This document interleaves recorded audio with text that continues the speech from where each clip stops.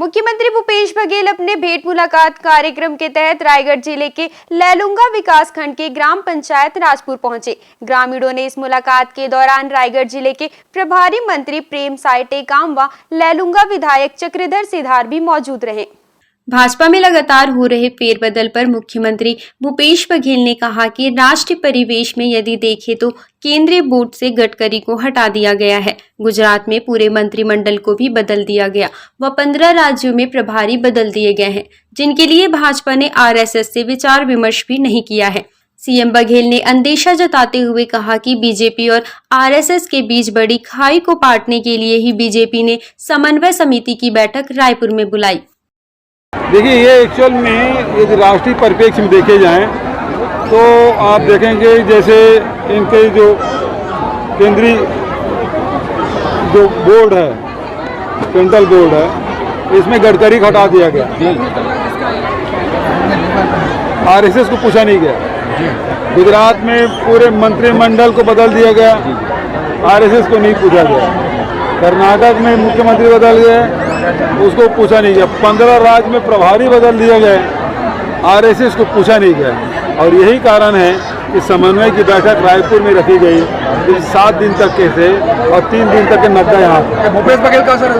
नहीं, ये तो भाई छत्तीसगढ़ में होता तो भूपेश बघेल का असर है, लेकिन पूरे देश में हो रहा है। इसका मतलब ये है कि बीजेपी और आरएसएस के बीच बड़ी खाई है। कांग्रेस के भारत जोड़ो आंदोलन को लेकर, भारत जोड़ो कार्यक्रम को लेकर बीजेपी हमलावर हो गई है। लगातार वो तो भाई ऐसा है, कभी टी शर्ट देखते हैं, कभी जूता देखते हैं, तो कभी और कुछ देखते हैं, कंटेनर में रह रहे हैं उसको देख रहे हैं। मूल मुद्दा क्या है?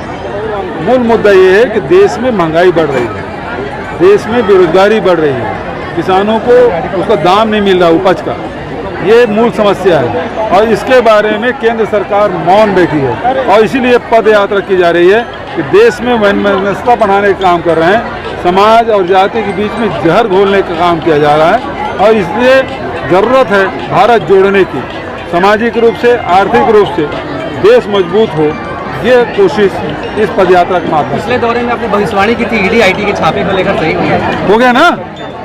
तो ये तो मैं तो बोला था झारखंड के यहाँ विधायक आए तो यहाँ आईटी का छापा पड़ेगा, पड़ गया। क्या लगता है इलेक्शन तक ये ऐसी परेशान करेंगे? ये मध्य प्रदेश में क्यों नहीं जाते, उत्तर प्रदेश में क्यों नहीं जाते, क्यों करवाए आसाम में क्यों नहीं होता, हेमंता शर्मा को कब बुलाएगी, सीबीआई कब पूछेगी?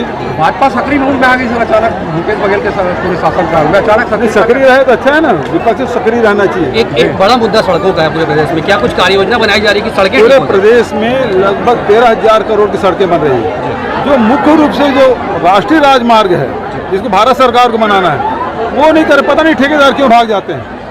आपके रायगढ़ से जो मुख्य सड़क है, राष्ट्रीय राजमार्ग राज्य सरकार को बनाना है, नहीं भारत सरकार को बनाना है, वो नहीं बना पा रही है।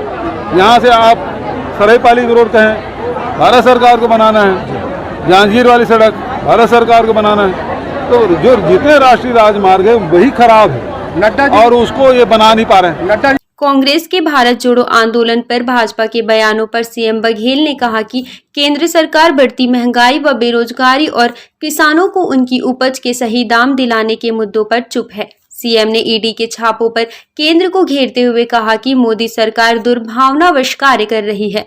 इंडियन न्यूज के लिए स्टेट हेड नरेश शर्मा की रिपोर्ट।